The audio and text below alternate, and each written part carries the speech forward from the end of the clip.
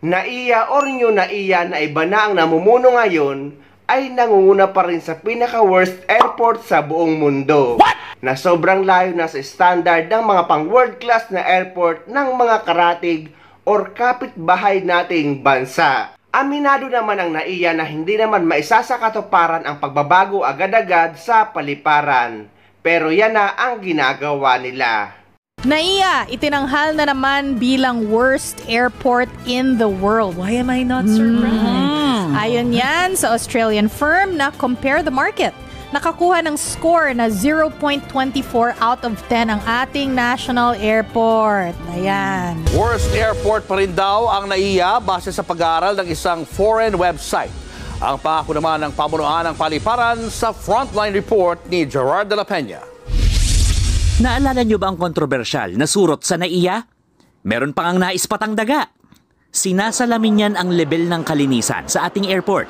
Kaya naman, hindi katakatakang NAIA pa rin ang may hawak ng corona bilang worst airport.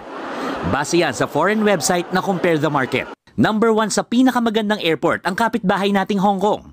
Sunod ang Singapore, Tokyo, Japan, Incheon, South Korea, at Hamad Airport sa Qatar. Marami pang kakaining bigas para maging ganyan ang NAIA na pang 60 sa listahan.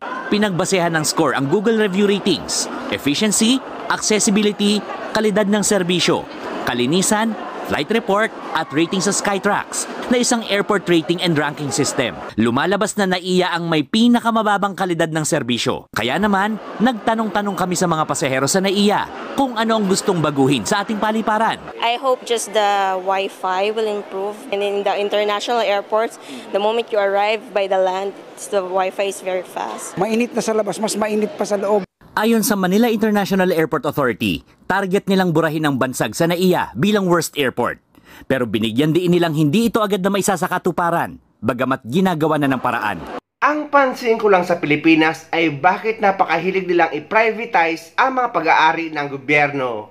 Pero dito sa United Arab Emirates, ang airport at ang flag carrier nilang eroplano ay pag-aari naman ng gobyerno, ngunit isa sa pinakamagandang airport at eroplano sa buong mundo.